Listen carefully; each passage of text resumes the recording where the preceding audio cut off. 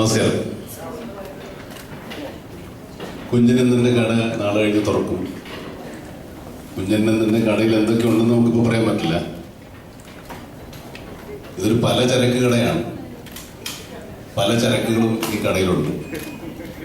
അത് നിങ്ങൾ സിനിമയിൽ സാധാരണ കാണുന്ന ചരക്കുകളാണെങ്കിലും അതിന് പ്രത്യേക പാക്കിങ്ങും പ്രത്യേക രുചിയും പ്രത്യേക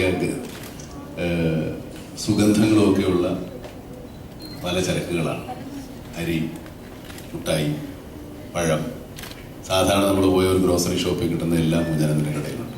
പക്ഷെ നമുക്ക് ആവശ്യത്തിന് നമുക്ക് രുചിയുള്ള, നമ്മുടെ മനസ്സിനും നാവിനും രുചിയുള്ള ആഹാരം അല്ലെങ്കിൽ പദാർത്ഥങ്ങൾ ഉണ്ടാക്കാൻ പറ്റുന്ന തരത്തിലുള്ള പലചരക്കുകളാണ് കുഞ്ഞനന്ദൻ കടയിൽ വയ്ക്കുന്നത്. കുഞ്ഞനന്ദൻ്റെ കഥ പറഞ്ഞാൽ അത്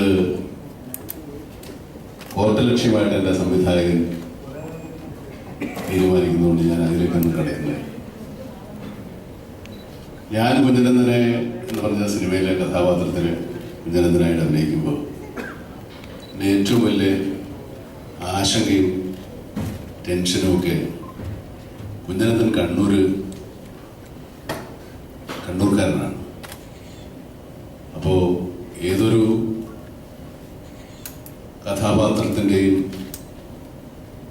പൂർണ്ണത വരുന്നത് കഥാപാത്രം നിൽക്കുന്ന ജീവിച്ചു വരുന്ന ചുറ്റുപാടുകളിലെ ഭാഷ സംസാരിക്കുമ്പോഴാണ്.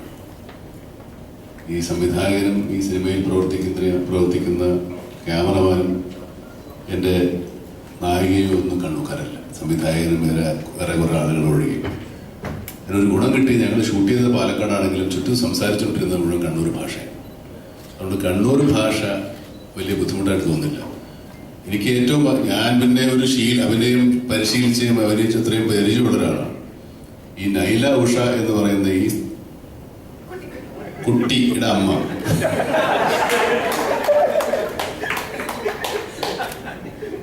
എന്നെ അത്ഭുതപ്പെടുത്തി.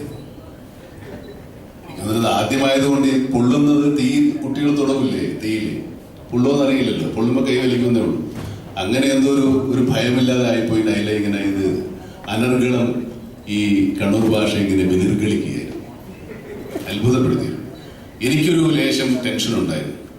പ്രധാനപ്പെട്ട ഒരു കാരണം, ഇത് തത്സമയ സംപ്രേഷണമാണ്, ലൈവ് റെക്കോർഡിങ്ങാണ്. അപ്പോൾ നമുക്ക് തെറ്റിപ്പോയി കഴിഞ്ഞാൽ വീണ്ടും എടുക്കണം. തെറ്റാതിരുന്നാൽ പിന്നെയും എൻ്റെ ക്യാമറമാൻ ലൈറ്റ് മാറ്റി പിന്നെ 1 മണിക്കൂർ എടുക്കും. നമ്മൾ ഇവിടുന്ന് ഒരു ഷോട്ട് എടുത്ത് ആ ഷോട്ട് ഓക്കെ അല്ലെങ്കിൽ പുള്ളി പിന്നെ ലൈറ്റൊക്കെ അവിടെ നിന്നൊക്കെ മാറ്റി പിന്നെയും മാറ്റും. അപ്പോൾ നമ്മൾ പിന്നെയും ഡയലോഗ് മറക്കും. ആ ഒരു ടെൻഷനിൽ എനിക്കും നൈലയ്ക്കും ഒക്കെ പേടിയെന്ന് വെച്ചാൽ ഇത് കറക്റ്റായിട്ട് പറഞ്ഞില്ലെങ്കിൽ പിന്നെ 1 മണിക്കൂറാവും. അതുകൊണ്ട് വളരെ കഷ്ടപ്പെട്ട് ബുദ്ധിമുട്ടി.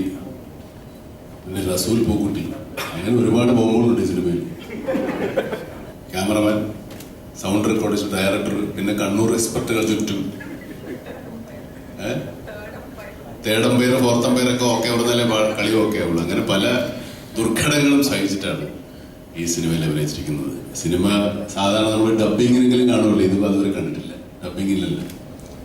കുഞ്ഞനന്ദൻ്റെ കട, കുഞ്ഞനന്ദൻ എന്നൊരു കഥാപാത്രത്തിൻ്റെ അല്ലെങ്കിൽ കുഞ്ഞനന്ദൻ എന്ന് പറയുന്ന നമ്മളിൽപ്പെട്ട എല്ലാവരുടെയും അല്ലെങ്കിൽ നമ്മളിൽപ്പെട്ട പലരുടെയും നമുക്ക് വിട്ടൊഴിയാൻ വയ്യാത്ത, കൈവിട്ടു പോകാൻ വയ്യാത്ത, നഷ്ടപ്പെടാൻ പോകാൻ വയ്യാത്ത പല നമ്മുടെ സംസ്കാരത്തിൻ്റെ, നമ്മുടെ വികാരത്തിൻ്റെ, നമ്മുടെ ബന്ധനങ്ങളുടെ കഥയാണ്. നമുക്ക് വിട്ടുപോകാൻ കഴിയാത്ത, അല്ലെങ്കിൽ പുതുതൊന്ന് സ്വീകരിക്കാൻ, അല്ലെങ്കിൽ കാലത്തിനൊത്ത് മാറാൻ നമുക്കൊക്കെ ഒരു കാലഘട്ടത്തിൽ അല്ലെങ്കിൽ ഒരു പ്രായത്തിൽ സാധിക്കാതെ വരുന്നതിൻ്റെ വേദനയും വെങ്ങലുമാണ് കുഞ്ഞനന്ദൻ്റെ കഥയുടെ പ്രധാന ഘടകം. എനിക്കും നിങ്ങൾക്കുമൊക്കെ, നമുക്ക് മുമ്പേ പോയവരോ നമുക്ക് പിന്നിൽ വരുന്നവരോ അല്ലെങ്കിൽ നമ്മുടെ കൂടെയുള്ളവരുടെയൊക്കെ മാറ്റങ്ങൾ ഉൾക്കൊള്ളാൻ സാധിക്കാതെ പോകുന്നുള്ള വിഷമങ്ങളാണ് കുഞ്ഞനന്ദൻ്റെ കടയിൽ നമ്മൾ കാണുന്നത്. കുഞ്ഞനന്ദനെ സംബന്ധിച്ചിടത്തോളം കട എന്ന് പറയുന്ന ആളുടെ ജീവിതത്തിൻ്റെ ഒരു ഭാഗമാണ്. ജീവിതത്തിൻ്റെ ഭാഗമല്ല, ഒരു പക്ഷേ ശരീരത്തിൻ്റെ ഒരു ഭാഗമാണ്. അയാളുടെ വികാരങ്ങളുടെ ഒരു ഭാഗമാണ്.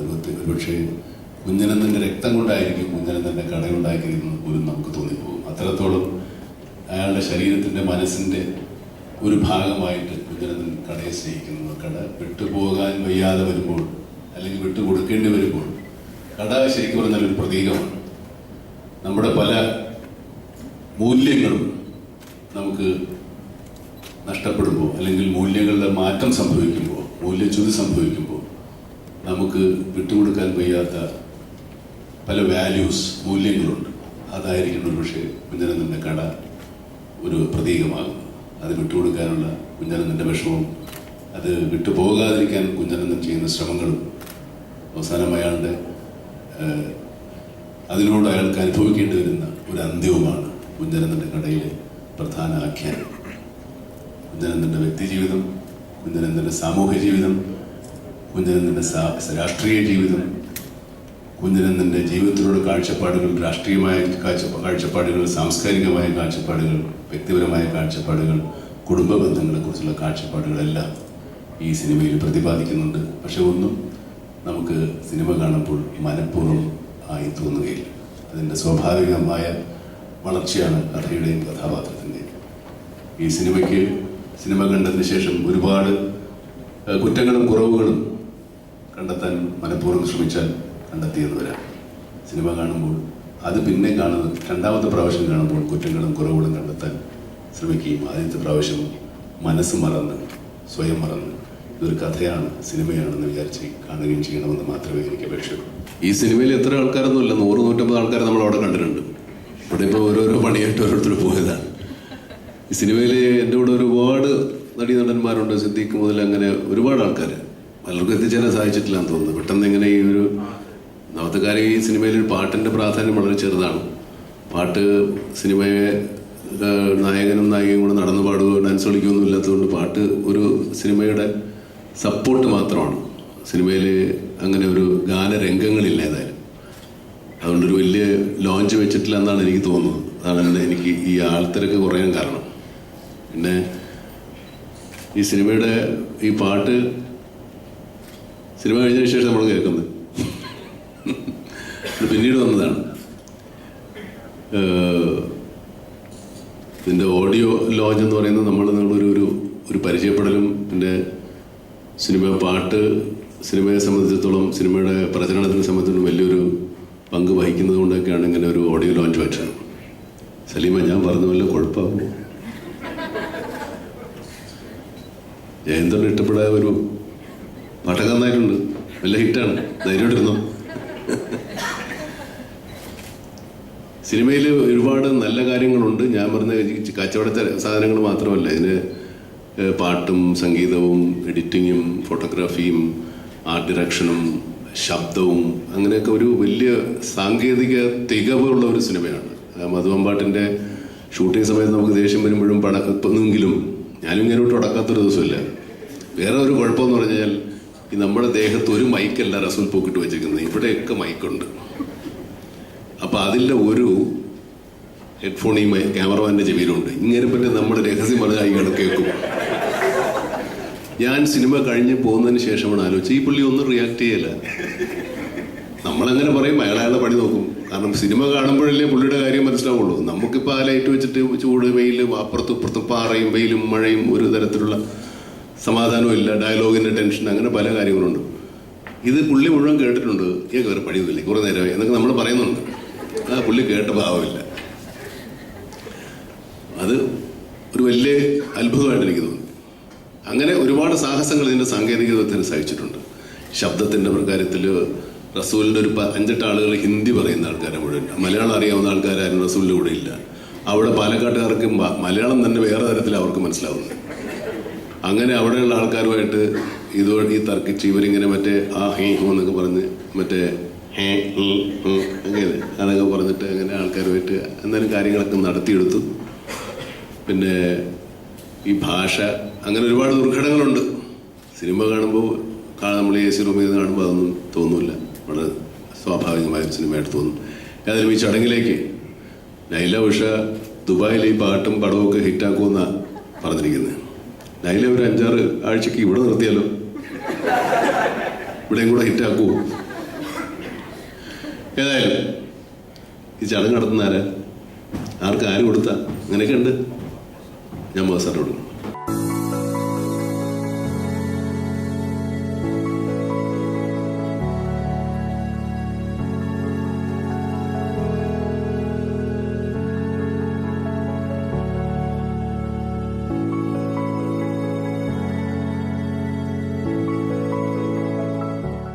അപ്പോൾ ഈ കുഞ്ഞിൻ്റെ സ്റ്റോറി പറഞ്ഞപ്പോൾ സോ സിമ്പിൾ. അതിനെപ്പറ്റി ഒരുപാട് ഡിസ്കസ് ചെയ്തിട്ട് ഫൈനൽ സ്റ്റേജിൽ വന്നു. അവസാനം വി സ്റ്റാർട്ട് ഷൂട്ടിങ്. അതിങ്ങനെ ഏത് സിനിമയിലും ഐഡിയ തൊട്ട് ഡെവലപ്പ് ചെയ്ത് വരുമ്പോൾ it undergoes a metamorphosis. Same thing happen here also. ആ മെറ്റമോർഫസിസ് ഡിസ്കഷനും ആർഗ്യുമെൻസും എല്ലാം ഒരു പാർട്ടാണ്. I be happy of the work this come. Visually ഞാൻ ഇതിന് അപ്രോച്ച് എടുത്തത് ഒരു അബ്സല്യൂട്ട് റിയാലിസം സ്റ്റൈലാണ്. ഞാനിതൊരു ചെയ്യാത്തത്ര ഒരു റിയാലിസമാണ് അപ്രോച്ച് ചെയ്തത്. I am happy that came out. നേരെ പറഞ്ഞ മാതിരി I agree that she is one of my good friends, one of my best friends. There's no disagreement there. Anyway, Nayana ആദ്യം ഒരു 15 ദിവസത്തോളം ഷൂട്ടിംഗ് ഉണ്ടായില്ല. ആദ്യം ലൊക്കേഷനിൽ വരും, ഇൻ്റർവ്യൂ കൊടുക്കും, തിരിച്ചു പോകും. അപ്പം ഞാൻ പറഞ്ഞു ഇപ്പോഴും ഞങ്ങൾക്ക് മാറ്റാം, എപ്പോഴും മാറ്റാം. അതിങ്ങനെ ടെസ്റ്റിലെടുക്കുക. അവസാനം ഷൂട്ടിംഗ് തുടങ്ങി, ഷൂട്ടിംഗ് കഴിഞ്ഞു. അപ്പോഴും ഞാൻ പറഞ്ഞു ഈ സീജി വെച്ചിട്ട് ഫേസ് മാറ്റാം.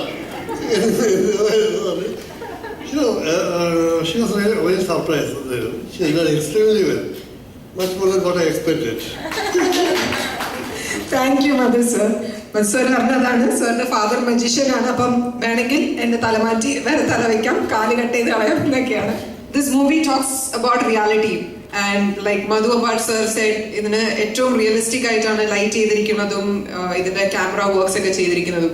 അപ്പൊ അത്രയും റിയൽ ആയിരിക്കണം ഇതിന്റെ music. That should gel so well with the movie and giving 100% justice to it. ഈ സിനിമയുടെ ഫസ്റ്റ് ലുക്ക് എന്താണെന്ന് എല്ലാവരും അറിഞ്ഞത് തന്നെ ആ ഒരു promotional video സോങ്ങിലൂടെയാണ്.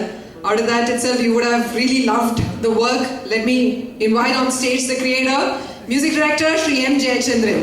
First of all, thank you Naila. എന്നെ പറ്റി കുറേ പൊക്കി പറഞ്ഞതിന്. ഇതാദ്യമായിട്ടാണ് എൻ്റെ പ്രിയപ്പെട്ട സുഹൃത്ത് ശ്രീ സലിമുമായിട്ട് വർക്ക് ചെയ്യാനായിട്ടുള്ള ഒരു അവസരം ഉണ്ടാകുന്നത്.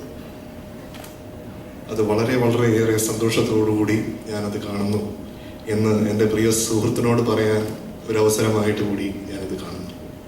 The legendary cinematographer Madhu Ambat sir ഞാൻ ഏറെയധികം ആരാധിക്കുന്ന ഒരു മഹാനായിട്ടുള്ള കലാകാരനാണ്. അദ്ദേഹത്തിൻ്റെ കൂടെ ഒരു സിനിമയിൽ ഒരു പക്ഷേ എന്തെങ്കിലും വർക്ക് ചെയ്യുമെന്ന് സ്വപ്നം പോലും ഞാൻ കണ്ടിട്ടുണ്ട് എന്നെനിക്ക് പറയാൻ പറ്റില്ല. അപ്പോൾ it is more than A dream coming true എന്ന് പറയാം അദ്ദേഹത്തിനോട് വർക്ക് ചെയ്യുന്നത്. ഏകദേശം 125ഓളം സിനിമകൾക്ക് സംഗീതം ചെയ്തിട്ടുണ്ടെങ്കിലും വളരെ വിരളമായി മാത്രമേ മമ്മൂട്ടി സാർ അഭിനയിക്കുന്ന സിനിമകൾക്ക് ഞാൻ സംഗീതം ചെയ്തിട്ടുള്ളൂ, അല്ലെങ്കിൽ എനിക്ക് അതിനുള്ള അവസരം കിട്ടിയിട്ടുള്ളൂ. അപ്പോൾ അദ്ദേഹം അഭിനയിക്കുന്ന ഒരു സിനിമയിൽ ഒരിക്കൽ കൂടി സംഗീത സംവിധായകരാകാൻ സാധിക്കുന്നു, അല്ലെങ്കിൽ അതിനുള്ള അവസരം കിട്ടുന്നു എന്നുള്ളത് വളരെയധികം സ്പെഷ്യലായിട്ട് ഞാൻ കാണുകയാണ്. ഏറ്റവും എനിക്ക് മറക്കാൻ പറ്റാത്ത അനുഭവം ഈ സിനിമയുടെ പാട്ടുകളെ സംബന്ധിച്ച് MSV സർ ഇതിലൊരു പാട്ട് പാടിയിട്ടുണ്ട് എന്നുള്ളതാണ്. അത് എനിക്ക് എക്കാലത്തും തിരിച്ചു നോക്കുമ്പോഴത്തേക്കും അഭിമാനിക്കാവുന്ന ഒരു കാര്യം. ഈ സിനിമയും ഈ സിനിമയിലെ ഗാനങ്ങളും ഒക്കെ നിങ്ങൾക്ക് ഏവർക്കും ഇഷ്ടപ്പെടും എന്ന് ഞാൻ പ്രതീക്ഷിക്കുന്നു. All the best. Thank you. ഞാൻ നൈലാൻഡിയുടെയും മമ്മൂട്ടിയുടെയും മോളായിട്ടാണ് അഭിനയിക്കുന്നത്. നല്ല ജോളിയായിരുന്നു. ഇതിലേക്ക് കാസ്റ്റ് ചെയ്ത സലിമക്കൾക്ക് താങ്ക് യു. എല്ലാ ആശംസയും. എൻ്റെ പേര് കലേഷ്. ഞാൻ കുഞ്ഞനന്ദൻ്റെ കടയിൽ സുഗു എന്ന് പറഞ്ഞൊരു ക്യാരക്ടർ ചെയ്യുന്നു. എനിക്ക് കിട്ടിയ ഏറ്റവും വലിയ ഭാഗ്യം ഈ സിനിമ എൻ്റെ ആദ്യത്തെ സിനിമ ആയതാണ്. ഞാൻ തിയേറ്റർ പ്ലേസ് ഒക്കെ ചെയ്യുന്നുണ്ടെങ്കിലും എനിക്ക് ഇങ്ങനൊരു അവസരം കിട്ടുമെന്ന് ഞാൻ ഒരിക്കലും പ്രതീക്ഷിച്ചതല്ലായിരുന്നു. പക്ഷെ എന്നാലും സലീം സാർ എൻ്റെ ടാലൻറ്റ് എങ്ങനെ എന്നെ ഇതിനകത്ത് കാസ്റ്റ് ചെയ്തെന്ന് എനിക്കിപ്പോൾ അറിയില്ല. സലീം സാർ എന്തായാലും എന്നെ വിളിച്ചു, ഒരു കഥാപാത്രം തന്നു. എനിക്ക് ഏറ്റവും വലിയ ബ്ലെസ്സിങ് എന്താണെന്ന് വെച്ച് കഴിഞ്ഞാൽ ഇതിനകത്ത് ഇങ്ങനെയല്ല, കംപ്ലീറ്റ്ലി വേറൊരു ലുക്കാണ്. അങ്ങനൊരു ഫസ്റ്റ് സിനിമയിൽ തന്നെ ഒരു കംപ്ലീറ്റ്ലി വേറെ ലുക്ക് ചെയ്യാൻ പറ്റുക എന്ന് പറയുന്ന ഒരു I consider it as my blessing. പിന്നെ വേറൊരു വലിയ അനുഗ്രഹം എന്ന് പറയുന്നത് എൻ്റെ ആദ്യത്തെ ഷോട്ട് എൻ്റെ സിനിമയിൽ, എൻ്റെ സിനിമാ ജീവിതത്തിൽ, ഹോപ്പ്ഫുള്ളി ഇറ്റ് കണ്ടിന്യൂസ്, എൻ്റെ സിനിമാ ജീവിതത്തിൽ ആദ്യത്തെ ഷോട്ട് എന്ന് പറയുന്നത് മമ്മൂട്ടി സർ സുഗു എന്ന് വിളിക്കുന്ന ഷോട്ടാണ്. അതിനകത്ത് ഞാൻ കുടത്തിൽ വെള്ളമായിട്ട് വന്ന് മമ്മൂട്ടി സാറിന് കൊടുക്കുന്ന ഒരു ഷോട്ടാണ്. സോ അപ്പം my film journey has started with Mamuka calling my character's name. I mean, that's a blessing. Pinne Madhu sir, Madhu Ambat sir, he's a 3-time national award winner. Everybody knows that. Sir in the frames കാണുമ്പോൾ I get so inspired. ഞാൻ lighting and frames, it's a എന്താ പറയുക, ഒരു education പോലെയാണ്. എനിക്ക് ഈ സിനിമയുടെ set എന്ന് പറയുന്നത് ഒരു ഫിലിം സ്കൂളായിരുന്നു. ഡയറക്ഷൻ ഡിപ്പാർട്ട്മെന്റിലെ ഹെഡായിട്ട് സലീം അഹമ്മദ് സർ, സിനിമാറ്റോഗ്രാഫി ഹെഡായിട്ട് Madhu Ambat sir, and none other than Mammootty as the acting head. What more could I have got in my first film? So thank god. Thank you Salim Ahmed sir. Thank you Mammukka for letting me act with you. It was a pleasure. And Naila, I had a wonderful time. We both, it was our first film, so ഞങ്ങൾ രണ്ടുപേരും ഒരു നല്ലൊരു friendship, നല്ലൊരു rapport ഉണ്ടായി ഈ സെറ്റിൽ. So hopefully ഈ cinema നമ്മൾ രണ്ടുപേരുടെയും കരിയറിൽ ഒരു ടേണിംഗ് പോയിന്റ് ആകട്ടെ എന്ന് ഞാൻ ആഗ്രഹിക്കുന്നു. God bless this film. Thank you. ഈ സിനിമയിലും സ്ഥിരം ചെയ്യുന്നത് പോലെ ഒറ്റ സീനേ ഉള്ളൂ. എല്ലാവരും ജഗതി ചേർന്നൊഴികെ നമ്മുടെ ഹനീഫ് എല്ലാത്തിലുമുണ്ട്, പക്ഷെ എല്ലായിടത്തുമില്ല. പക്ഷെ അങ്ങനെ തന്നെ ഇവിടെ വരെ എത്തി. വളരെ സന്തോഷമുണ്ട്. ഈ സിനിമയിൽ അഭിനയിക്കാൻ കഴിഞ്ഞത് എന്നെ സംബന്ധിച്ചിടത്തോളം ഒരു മഹാഭാഗ്യം തന്നെ. ഇതൊരു ഭംഗിവാക്കല്ല, എൻ്റെ ശരിക്കും ഹൃദയത്തിൽ തട്ടി തന്നെ പറയുന്നതാണ്. ഒരു മമ്മൂക്കാടെ കൂടെയുള്ള കോമ്പിനേഷൻ, പിന്നെ സലീം അഹമ്മദിനെ പോലുള്ള ഒരു നാഷണൽ അവാർഡ് വിന്നർ, മധു സാറിനെ പോലുള്ള അദ്ദേഹത്തിനും കൂടെ ആദ്യമായിട്ടാണ് വർക്ക് ചെയ്യുന്നത്. ഇതെല്ലാം തീർന്നപ്പോൾ വളരെ സന്തോഷമുണ്ട്. ഇതൊരു മലയാളിയുടെ മനസ്സിനോട് ചേർന്ന് നിൽക്കുന്ന ഒരു മലയാളിത്തമുള്ള സിനിമയായിരിക്കുന്നു എന്ന് എനിക്ക് വിശ്വാസമുണ്ട്. അത് നിങ്ങളൂടി അത് ആത്മാർത്ഥമായി നെഞ്ചിലേറ്റണം എന്ന് ഞാൻ അഭ്യർത്ഥിക്കുകയാണ്. നന്ദി, നമസ്കാരം.